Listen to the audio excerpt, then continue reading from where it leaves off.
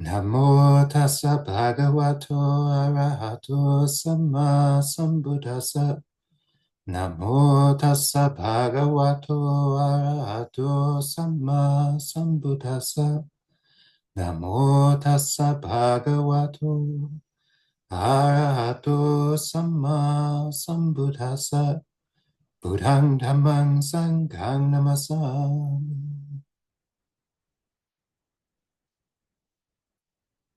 Okay, so happy Sunday, and we've made it to another day-long retreat. So today the topic is Paticca Samuppada. This is dependent origination, is the translation that we go with, so that we know we're talking about the same thing. This is an important subject, and I'll try to bridge the gap between those who are super familiar with it and those who are not super familiar with it. But whichever camp you fall in, this is a major teaching of the Buddha. Not because it's the most accessible. Things like the Four Noble Truths are very accessible. Things like the Eightfold Path and the Middle Way, this is very accessible. Things like the precepts and the levels of enlightenment, these are pretty accessible, pretty straightforward in their explanation. Yeah, you restrain bad conduct, cultivate good conduct, develop your mind. So the Buddha trying to boil things down, that's what it boiled down to. Yeah, and that's straightforward. But dependent origination, paticca samuppada, was the Buddha's insight. And it is the framework for when, once we've gotten the basics, once we've gotten the understanding of the Four Noble Truths, and oh, this is a path about shaping my conduct and developing my mind to alleviate, to release, to liberate myself from suffering, there will be bumps along the way where it is our understanding of the world that is the hurdle.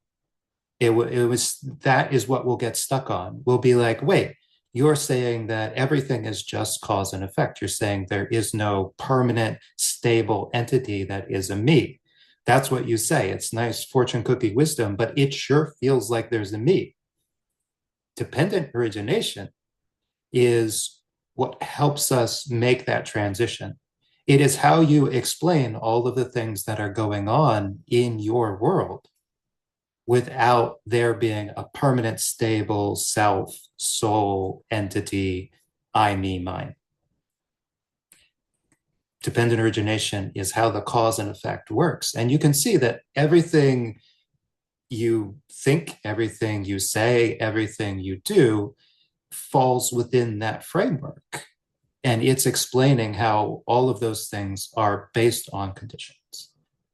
Yeah. Now the word, it's actually a bunch of words, paticca samuppada, when we break it down, we get some pieces. The first is paticca. And if you were here a couple months ago already, we did a retreat on paccaya, or conditions. Paticca, a little stutter there, I think I'm back. Paticca is the same root as paccaya. So it's talking about based on, grounded on, caused by, because. Paticca means because. This happens because this. Now, in some frameworks, we'll say it's dependent, like it needs this. In some frameworks, we'll say it's caused by this. This causes this. But the idea of foundation is kind of important. Like in terms of how this links up, the things further on in the list can only exist with the things before them as a support. Yeah, whether they arose to create the conditions or whether they are currently present, or whether it's some sort of loop where, like, at the end of the list, we have something like clinging, which creates a condition for ignorance, which is back at the beginning of the list, in the way that because our mind recycles. Every moment is born, a new cycle of consciousness. These conditions are feeding on themselves. Yeah. So it's not you have ignorance at the top and you just get rid of that and everything else ceases, because there's the way that it's looping. So the current ignorance that's creating consciousness, that's creating craving, you can troubleshoot that, but that's already a past condition. Yeah. So because it was conditioned by the craving that you're experiencing. And we're already getting complicated. How to keep this simple, right? Well, the other part of the word, you have paticca and then you have samuppada, and that's broken down. Sam means together, upada means arising.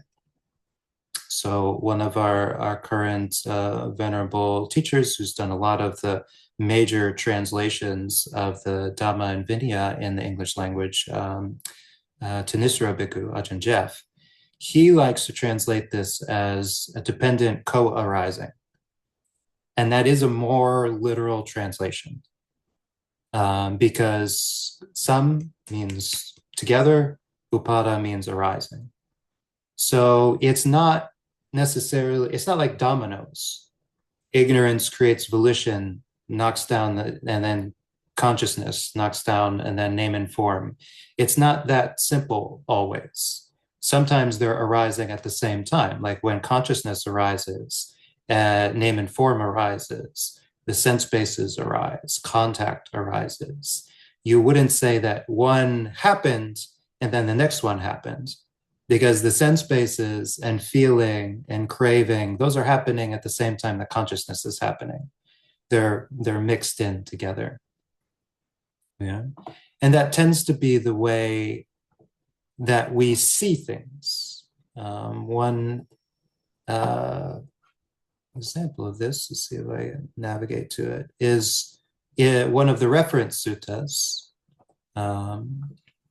We have, it's called The World, and the Buddha says, I will teach you the origin and ending of the world.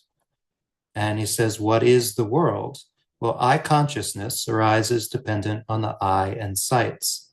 The meeting of these three is contact. Contact is a condition for feeling. Feeling is a condition for craving. Craving is a condition for grasping. Grasping is a condition for continued existence. Continued existence is a condition for rebirth. Rebirth is a condition for old age, death, sorrow, lamentation, pain, sadness, and despair to come to be. This is the origin of the world. Very straightforward. And in terms of understanding this flow of dependent origination, that's the part that really that we deal with on a moment-to-moment basis, from consciousness to becoming, because that's what we can see in the mental sphere. And when dependent origination is broken down, it's sometimes broken down into three parts. Now, all that what I just talked about comes about because of ignorance and volition. Those are preceding causes. And birth, aging, death, sorrow, lamentation, pain, grief, and despair, taxes and knee pains and the need to urinate, all of those things are future conditions in a way. You're experiencing those right now. You experience those every day, guaranteed. But those are in a way old karma. You can't get out of those no matter how you wriggle your mind about. You're alive for the time that you're alive. That was conditioned by birth. So at birth, it stopped being so much about cause and effect. Yeah. Because once you're born, you're definitely going to grow old and die. There's no way around this. And so those are considered kind of future conditions. What we usually focus with our world in terms of how we perceive things and relate to things is there in the middle. Yeah. And so this is the co-arising part. Yeah. Birth, aging, and death, they're not going anywhere. Ignorance and volition are not always there. Sometimes you begin to see things clearly. Sometimes you have a flash of insight and understanding. There is no ignorance present. You see things as they are. And then in the middle, we have the flow of our mental process, which is arising each moment based on the arising of consciousness. It's seeing an object, feeling about it a particular way, and then that ceasing to make way for the next moment of consciousness. Yeah, so this is the flow. All of that, it's very technical, right? It's very scientific. So it was a lab scenario. Yeah. You feel like a person, but if somebody were to put you under a microscope and just look at all of the processes as they happen, like they would a bacteria, it would all make sense. They would say, oh, well, this is doing this, is leading to this, is leading to this. All of your everything is in order here. It's not mysterious. The felt experience tends to be a bit mysterious, right? It's like, where is my nama rupa? Where is my name and form anyway? What part of the body is that the thing I'm feeling in my knee? Is that the thing that's making my back kind of crack when I sit up straight? Where is that name and form? We've done it's very murky, yeah. So when I look at this, I like to approach it the same way that the Buddha did, because the Buddha is so important in coming to this understanding because nobody explained it to him. He had to figure this out on his own. Yeah. And in some ways, us learning to walk through it the way he did is a great way for us to come to understand. Yeah. And it also helps simplify the esoteric philosophical aspects of it. Like what is this about the consciousness arising and ceasing? It kind of seems continuous. It's like, well, okay, we'll get there. Yeah.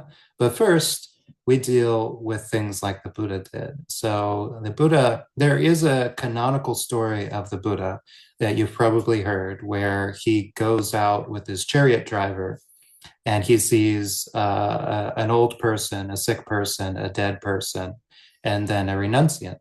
And he gets the idea like, oh, we are all going to grow old, get sick, and die. And the way to deal with that is to seek the deathless, to seek that which is beyond birth, aging, and death. And it's a great story, and it's a mural that you'll see on the walls of many temples. It is actually a story about a previous Buddha, the Vipassi Buddha. It's not kind of how it went down for our Gautama Buddha, but it's still a great story. Yes, we still love telling it. And the reality is, our Buddha is just like us. He didn't have enough time to go through the beginning of his life ignorant of aging and sickness and death, because we just don't live long enough to be that blind to reality. He made it to 20 years old. I am sure he got sick along the way. I'm sure he had a runny nose. I'm sure somebody in his vicinity went through the pains of aging sickness. Back in the time of Vipassi Buddha, in whatever iteration of the world system he was living in, maybe they didn't have to go through that in the beginning of their lives. Maybe things were better. Maybe technology was better. Maybe people were healthier. I don't know. Maybe they had some special diet or something. We don't know. It doesn't matter. Our Buddha is just like us. So he got to middle age and he got there. Things were going good and things had been mostly up.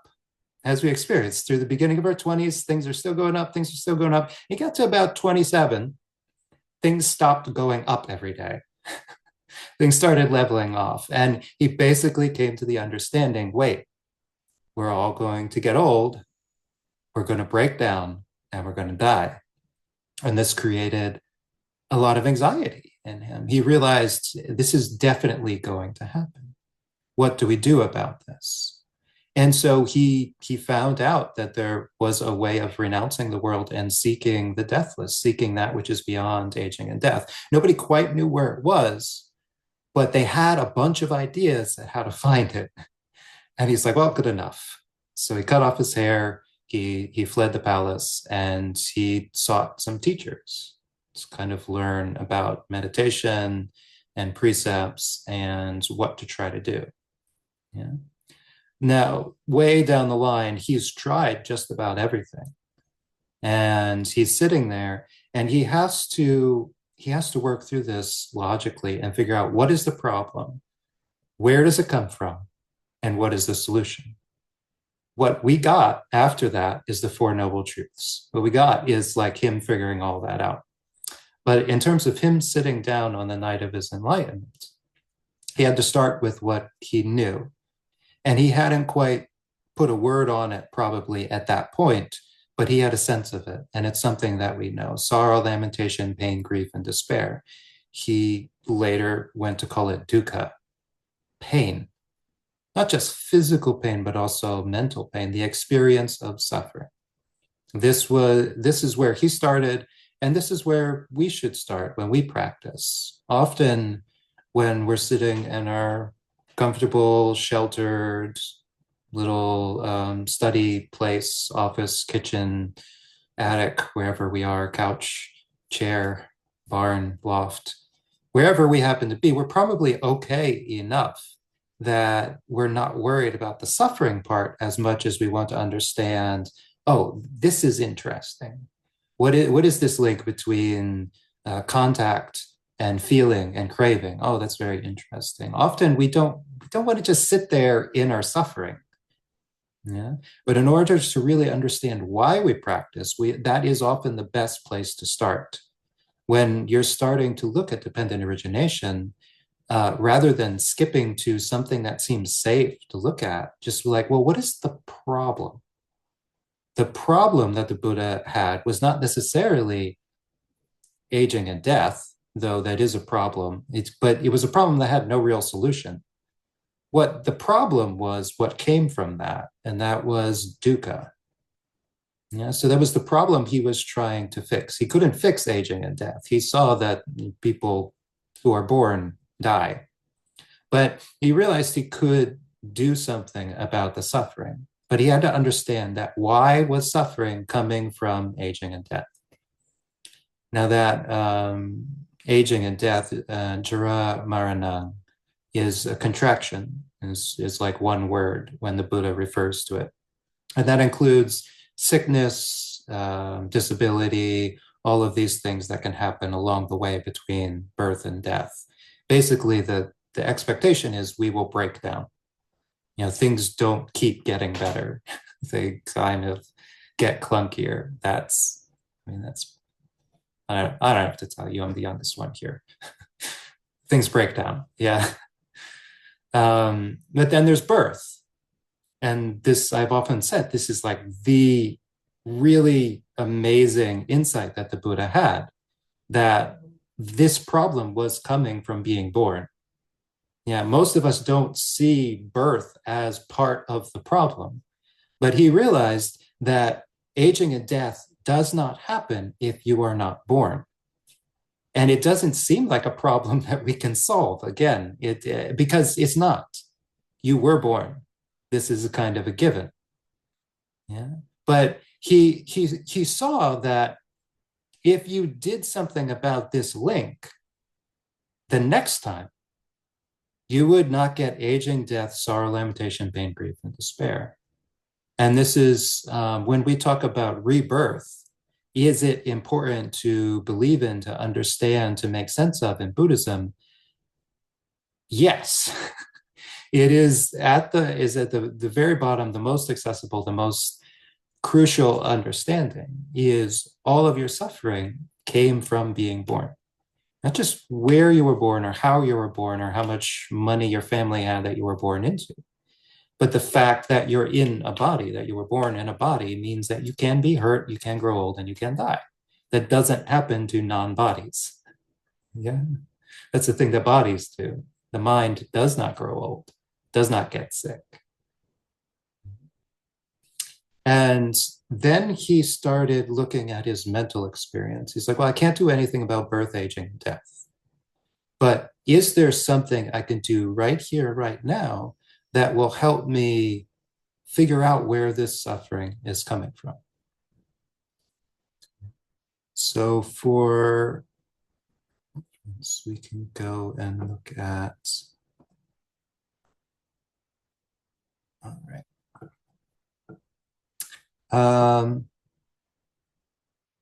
Yeah, I think I've already walked through it a few times. We've got dependent origination. Just stick with where we're at. So as I said, what is aging and death? The aging of various kinds of beings in the various order of beings. They're growing old, brokenness of teeth, grayness of hair, wrinkling of skin, decline of vitality. We know aging. Their death is their perishing, breakup, disappearance, mortality, death, completion of time, breakup of the aggregates, and laying down of a carcass. This is called death. Together, they're called aging and death. What is birth?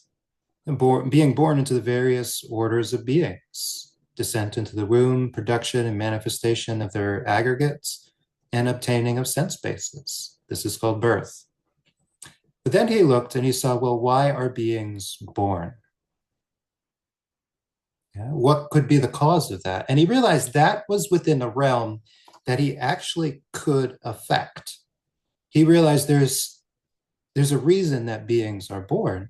And when he investigated the matter deeply, he realized they want to be born. They choose to be born. It is not inflicted on them. It is something that they, in fact, seek. And he could see that within himself, even though he was out, he was all grungy and he had been, starving himself and living in the woods. He realized still he was kind of expecting to exist. He was expecting to keep being there, even if his being there, even if his existing was just this seeking of the deathless. He realized it was something he was doing, something he was attached to doing, and he thought it was appropriate. And so this is bhava, existence, becoming. Yeah, and it can happen in multiple spheres. So we say a sense sphere existence is us. That means having sense bases. And form sphere existence is a more subtle existence. So we might imagine energy bodies, we might imagine astral projection or something. We might think of the heavenly realms or the hell realms. These are kinds of existence that have form, but not a stable, fleshy body like we're used to. When we dream, we are kind of dealing with existence in that level. We have a body, but it is not stable. As we move through the dream, it keeps shifting and changing based on a variety of experiences that we're having in the mental, but also the physical realm. Somebody pokes your body while you're asleep, that shows up in your dream, right? It's not that you have a solid body in the dream, but is you're taking in that sense data with just a little bit of your senses that are still active, and that changes the mental subtle form existence. And then there's the formless sphere existence. And this is all of the mental stuff it isn't dependent on a body. And any way that we try to exist, we call this bhava. Any way that we expect to exist, any way that we can't imagine not existing, none of that is essential. Yeah. And in fact, when he looked at it, it's only because beings seek to be born, that they want to be born, that they want to exist in the various realms of existence, that they are born. And you see, for those beings who have completely relinquished that desire and seeking, they would not be born, because it is not something that can be inflicted on you. It is something that is produced from desire. And once he realized that, then he had something he could work with and he could follow it up. Well, why would beings want to be born if being born means they'll grow old and die? Do they not see it? Realistically, we don't. Realistically, we do our absolute best to not see it. We do our best to not think about it. We do our best to just focus on what's in front of us, which tends to be the mundane things of our current life. But if we do zoom out, if we get to a quiet place and look at it in big picture, we realize, oh, well, most of my problems come from, well, I've chosen them. I mean, I didn't necessarily choose, oh, I want to be born in this place and have this happen to me when I'm growing up, and then, try to get this kind of job, but there's really no market for it, and, meet this person and think it's going to end on and on. I didn't choose that necessarily. but in a way I did. I was seeking to have an experience, and I got what I could have along the way. Yeah. And we follow it a bit further up, and the Buddha has what he calls upadana, clinging, grasping, dependency, nourishment. There's a variety of ways to look at this. But it breaks down into clinging to sensual pleasures, which is any time when we get fixated on a sight, sound, smell, taste, or touch. And then that which is in the mental realm. So clinging to views, rules and vows, and to an idea of self-identity. Now, when I read those lines, getting ready for this, I said, wait a second. Those are like the things that a stream enterer gets rid of. Yeah. Views, rules and rituals, self-belief, identity view. Those are the three fetters. And I went and I'm like, wow, isn't that interesting that for the stream enterer, for somebody who is on the path of guaranteed enlightenment based on having let go of the essential conditions for future rebirth, wow, they've already to a large degree dealt with this. And yeah, that's something to really consider. Like, why is it the stream enterer is guaranteed on their path to full enlightenment?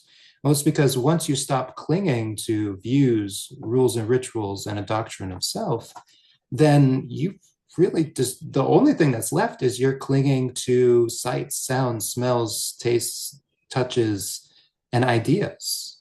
Yeah, you just, the moment to moment clinging that you experience is the only clinging that's left, which is a lot, is enough.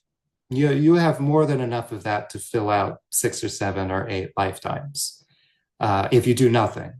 But if you were to work on it, that would quickly deplete, and you would find that there's nothing else to be done. You've dealt with clinging. And a lot of times when somebody, when this in the Pali Canon, when they're talking about somebody attaining enlightenment, they say they realize nibbana through the cessation of clinging. Yeah, this is kind of how we get our foot in the door towards moving towards enlightenment. But it is also the experience of enlightenment itself. When clinging is completely gone, then all of the conditions for suffering are completely gone. That is enlightenment. But why is it we cling? Well, there is craving, and tanha, thirst for, it's of 6 kinds, for forms, for sounds, odors, tastes, tactile sensations, and ideas, mental phenomena. And that's what we call craving. Yeah. Now in, back so I can see you so you're not all asleep. You're still with me, yeah? Are we good? Are we get okay. Wow, that's a lot of thumbs up. You're liking this? Okay. Yeah, everybody's on board. What do you know? Because that's actually the big part. Yeah, we've just got into craving. And this is right here is, well, what do we crave? Why do we crave sight, sound, smells, tastes, touches, and ideas? There's only one reason, is they make us feel good, they make us feel bad, or we just don't care, right? We just want to ignore them and they're in the way. This is pleasant feeling, painful feeling, and neutral feeling. That is why we crave. That is what we are craving. The object itself is fundamentally neutral. And a sight, a sound, a smell, a taste, a touch has no inherent feeling tone to it. It is neither good nor bad, right nor wrong. Yeah. And you think about this, it's like, well, some things are pretty wrong, but consider that. Like if something, if you were to get hit by a baseball bat, that'd be wrong. That'd be painful. That'd be awful.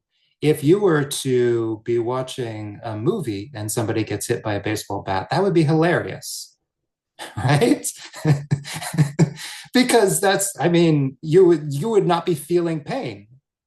Yeah, you would look at the situation and you'd be like, oh, haha, they caught him unaware. Haha, it's a little practical joke. And this is the reality. Like the act of getting hit with a baseball bat is really awful when we feel a sharp sting of pain. But by itself, it is neutral. By itself, it doesn't have feeling tone baked into it. Yeah, that comes from context. Yeah.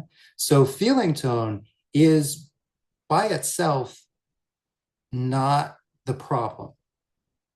It just comes along from us trying to make sense of the sights, the sounds, the smells, the tastes, and the tactile sensations. It comes along from us trying to make sense of, are the ideas, the thoughts going through our head, are they good, bad, or do they not matter? Are they just background noise? We're trying to figure that out. Because we're trying to figure that out, we feel about them in various ways. But because we feel about them in various ways, we begin to not want to feel the unpleasant. We begin to want to feel the pleasant. We begin to want to get away from the neutral so we can feel the pleasant more. That's because that's what's really important, right? And so we have a question. How does craving for non-existence fit into this picture? Well, that is the aversion part, right? Craving for non-existence, it sounds like craving for to be in a void, right? It sounds like craving to not exist. But actually, we already don't exist. Your mind doesn't have a form. It already is independent of that. When we crave for something to not exist, we're craving for a sight, a sound, a smell, a taste, a touch, or an idea to not exist. We are trying to get away from a form, an experience. That is what we want to not exist. We call that aversion. We call that hate. Yeah, so that's what that is, right? It's that craving for non-existence sounds like what even is? That's what it is. Yeah, it means not liking, trying to get away from. So when the Buddha talks about feeling, he would often warn practitioners, because there is something we do in daily life is we we tend to trust our intuition. And I say that because I too have said that a lot. Like I would go out on alms round when I was wandering through the woods in Massachusetts, and people would ask like, how do you find the people who offer you food? And I'm like, well, I just kind of I go to like a street corner, and I look one way and I look the other, and I just sit there and I think about somebody. Somebody comes to mind. It's like, I haven't seen so and so for a while, and I go walking in the direction of their house, and I tend to find them or somebody else along the way and have a good interaction, and it would work every single day. And in the way that you're like, just trust your gut. Well, actually, the Buddha would often warn people that's not the best necessarily decision making process, because whenever you are basing your decision making process on feeling, that is what he say that is within the realm of suffering. Yeah, your feelings directly condition your cravings. Yeah? So the best way to deal with the cravings, the best way to treat this link in dependent origination is to be careful about feelings, to investigate feelings, because that is what's happening before tanha, before craving gets started, before the desire gets started. The feelings themselves are neutral. They are part of the experience of trying to make sense of things. But the craving that you form for the different ones, that is not neutral. That directly is the experience of suffering. It is not pleasant. And it also conditions all of the actions of body, speech, and mind that you do, which compound your suffering. Yeah. So this is another junction in dependent origination. We've talked about the past conditions, present conditions, future conditions, right? ignorance and volition, and the consciousness down to bhava, and to becoming, and then birth, aging, and death. Those are the three categories. And this is another category. At craving, we can make a cut and we say, well, everything that happens here is problem. It's all the bad stuff. The craving, clinging, becoming, all of that leads directly to my problems. Those should be cut out. Those are not good. We try to cut those out every time we even think to practice, right? Feeling is another category. Feeling and everything that comes. This is within suffering. Yeah, this is where our suffering. This is a pressure cooker for how our suffering comes about. One step before that, we have contact, and contact is specifically the contact between a sense space and its object, and this includes the mind. Yeah. So what is contact? There are 6 classes of contact: eye contact, ear contact, nose contact, tongue contact, body contact, mind contact. So when we have a sense base and we have an object that can be experienced by that sense base, when the two come together and meet, there is the arising of consciousness, as we said. And based on that, there is perception. And based on that, we try to make sense of it, and feeling arises, pleasant, painful, or neutral. And this experience of contact is actually dependent on the sense bases. So again, we have to have an eye or an ear or a nose, a tongue, a body, or a mind. And the mind is capable of perceiving mind objects, but these can come in the form of the other kinds of objects, because the mind is higher in the hierarchy of these experiences. Yeah. Okay, so we get that. We have eyes, we see, we have ears, we hear, we understand, we see something, it looks good, that feels good, we want it. Straightforward, yeah? Now we get to where it really gets mysterious, yeah? What is name and form? Well, the Buddha says, feeling, perception, volition, contact, attention, this is called name, nama. The 4 great elements and form derived from the 4 great elements, this is called form, rupa. Together, these are called nama rupa, name and form. So what is name and form? How is it part of the problem? What do we do about it? And this is one to kind of explore. Like I was joking not too long ago. It was like, I have finally, after years and years of studying this, I am willing to say, I don't really know what name and form is. Yeah, and that's just the kind of, we kind of grow into it, is like, this is a complicated thing. This is a high level thing. It's not something you can point to. It's not something you can say, oh, no, oh, Venerable Sir, I completely understand name and form. Let me explain it to you. If you ever find yourself in that situation, you just stop and say, well, really? Well, then I would be enlightened. If I totally got it, I would be outside of it and have complete understanding and control and vision of the whole arising of name and form, which is the understanding of the 5 aggregates, of the understanding of subject and object, because that's what name and form is talking about, subject and object. Subject is nama, is the mental experiences, consciousness, volition, perception, feeling. Yeah, everything that's happening in the mental realm that doesn't have a place or a form or a structure, but happens nonetheless. That is nama, that is name. And form is anything that has tangible, existent substance. Yeah, it's just like everything we know. That's form. But you could think of it in terms of subject and object. Like, why is it called nama? Well, because you have, trust the pen, you have a thing.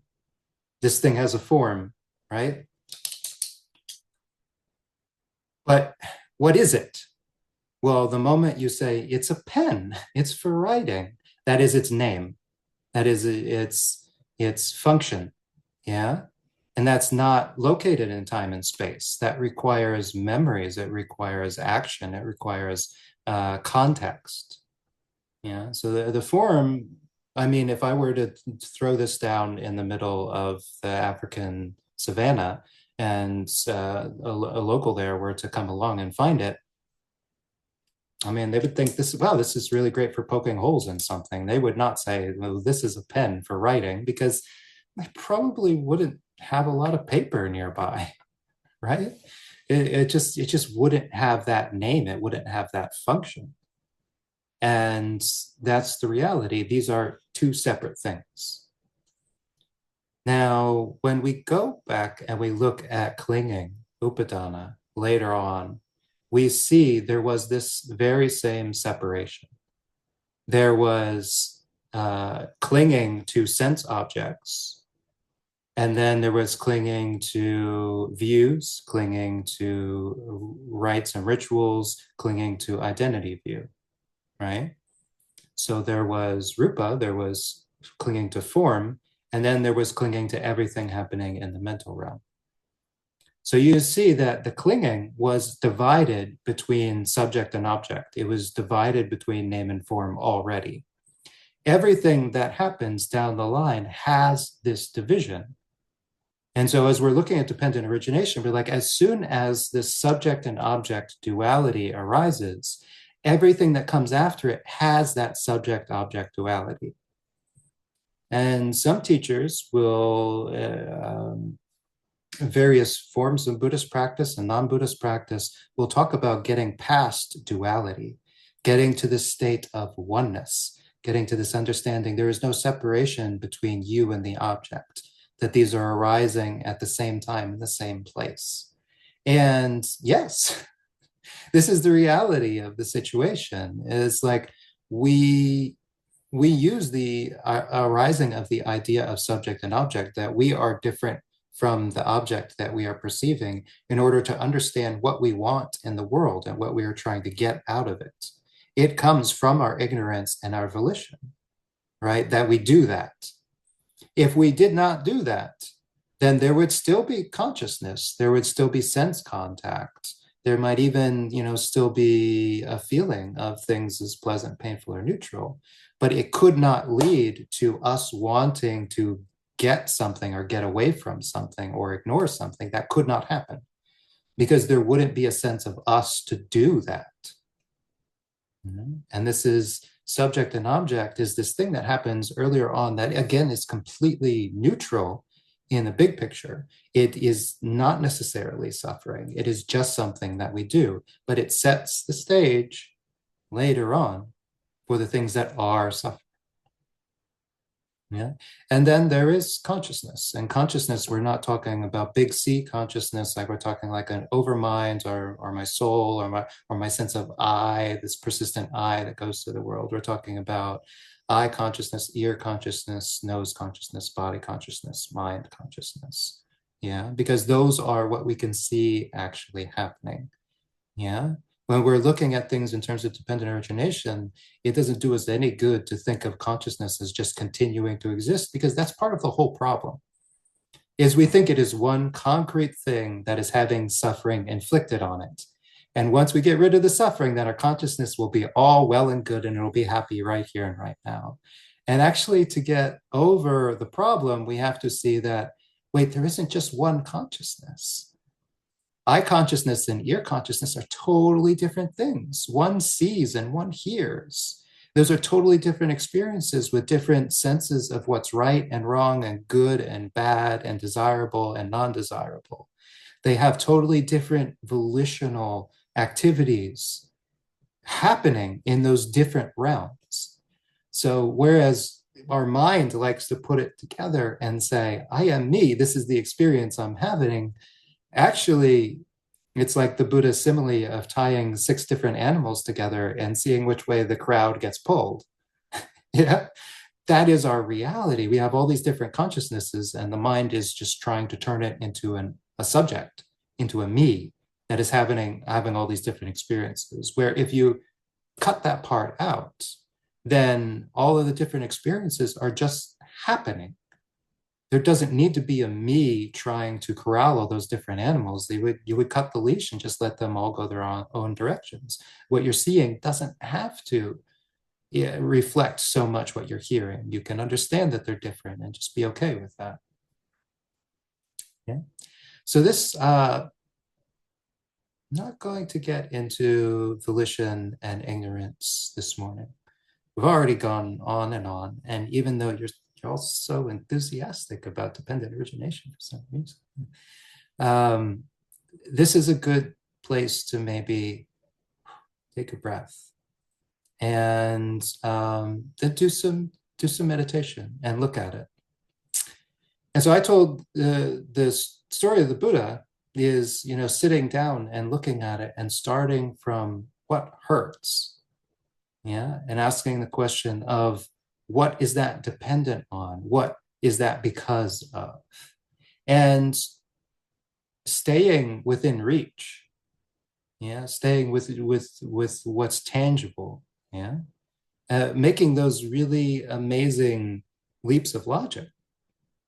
Like, well, you can't get sick if you aren't alive. If you were born, so you can get sick. Yeah, it's like obviously not a problem you're going to be able to solve in the immediate, but if you don't get reborn, you don't come back the next time, then well, then yeah, you don't have to worry about getting sick. Yeah, it's looking at it sort of long term. It's like, okay, but what is your actual experience of suffering? It's probably realistically in the modern world, we have solutions for things like back pain and getting sick, or your chair is not comfortable enough. You just get another cushion, or you turn up the heat, or you turn down the heat, or something like that. You take an aspirin. We don't worry too much about the minor little inconveniences, but when you look at it and think of an experience of suffering, there's actual mental suffering, anguish, sorrow, lamentation, pain, grief, and despair. You think, oh, well, somebody said something the other day that just really pissed me off. And then I was thinking about it all day and I just mulling over it. And it just was the worst feeling. Maybe like, that's what we're talking about. Yeah. Sit down with that experience and say, what is that dependent on? Now you'll get one of the links and you'll say, well, if I hadn't been there, I couldn't have had that experience. And yes, actually, that is kind of the basis of sense restraint, isn't it? Don't let your senses go to the places where they're going to get in trouble. Don't look at the things that will get you upset. Don't listen to the things that will get you upset. If you weren't there, you wouldn't have the problem. But then at another level, you look at what is the bhava? What is the existence there? How does this affect you personally? And what are you clinging to that makes it have an effect? Yeah. And this can help you start to see the things that you want, the things that you want to avoid, the things that you've taken for granted. Yeah. And if you're able to see that in regards to one bit of suffering, you will have done exactly what the Buddha did. The only difference was he did it for a great cosmological and kind of universal suffering that we have, the suffering of birth, aging, and death. But in terms of understanding dependent origination, you will understand it the best when you use it in this way, when you take a look at an actual suffering, because this is when we'll get to see this thing that we've been talking so much about for the last couple of months, cessation. You will be able to, it will be like flipping a switch in your mind. You'll be looking at this experience of suffering. They said this thing and it really made me so mad and it felt icky. And then you'll think, but it felt icky because I took it so personally. And then you'll flip that switch in your mind. Well, what if I didn't take it personally? What if I was somebody just standing on the side of the room? What if it was a TV show and I was just looking at it? It was like the guy getting hit with the baseball bat. There's a laugh track and he's not really hurt. And he just says, oh, it's no big deal. That's just the stuff that happens in life. If you were a casual observer looking in, it wouldn't affect you personally. And then you'd be like, well, if it wasn't affecting me personally, it wouldn't have hurt so much. It wouldn't have felt so icky. I might not have liked it. I might have felt sorry for the person, but it wouldn't have been me. So it wouldn't have lingered in my mind all day long. Well, that was you turning off bhava. That was you turning off the sense of identity or personality involved in it. And when you did that, you can see how the suffering that arose dependent on that bhava, on that becoming, also was turned off for a moment. And it seems very trivial because it seems like, well, it's just a hypothetical exercise. I'm just doing it. But when I'm back there and this is happening to me, it will hurt. Well, yes, until you get really good at flipping that switch. Yeah. And this is what we do as practitioners, whether or not we realize it. We have an experience that is making us suffer, and we ask, is there anything I can do about the suffering? And we say, I am taking it too personally. Or, oh, I am really stuck on this. Or, oh, this hurts because I'm trying to get something out of this. And we flip the switch and we say, you know what? I'm not going to take this personally. And we go to the person and you're like, you're right, let's do it your way. We stop clinging to the thing. We're like, oh, the thing I'm going to get, I'm trying to get this thing. I know I'm not going to get it. So I'm going to stop trying to get the thing. And suddenly we look at how the situation that previously was this endless loop of suffering for us that we got in over and over again. And the moment we flip that switch and make that change, something new, never before seen, unexpected happens. The same thing plays out with the same initial conditions, but the experience is totally different. It doesn't have suffering. It's maybe not something we would have chosen, as it is at the beginning of many arguments. We're like, well, I really wouldn't have chosen to be here right now. But we find ourselves there. But we can make that switch. It's like, maybe I'm not going to take it personally. Maybe I'm not going to cling to my views. Maybe I am not going to try to get something out of this. Maybe I'm just going to let go. Once we can do that, once we get good at doing that, we might not have the experience of never getting into that situation. That might take more wisdom than we find ourselves having on a day-to-day basis. But we will have an ability to end suffering as it arises, to get out of it, to find the proper escape. So this is something to look at, something I offer, and what we'll meditate with this morning. Something, okay. So for that this morning, and now we can do meditation. Yeah, we'll take a 5-minute break, and if you're gonna come and sit, then yeah, we'll sit together, usually on the half hours. So this is a great structure if you're actually doing the meditation portion. So you decide on the half hour, do I want to keep sitting, or do I want to get up and do some walking meditation, or lay down and stretch my back and do laying down meditation? Whatever seems appropriate at the time. Yeah, and we'll do this until the time, I think noon Eastern time. Yeah, sitting and walking. And if you are sitting and you are in front of your video, you could leave the video on. Your fellow practitioners will be able to see you. But if you're up and milling about, stuff is happening, you can just mute the video too. Okay.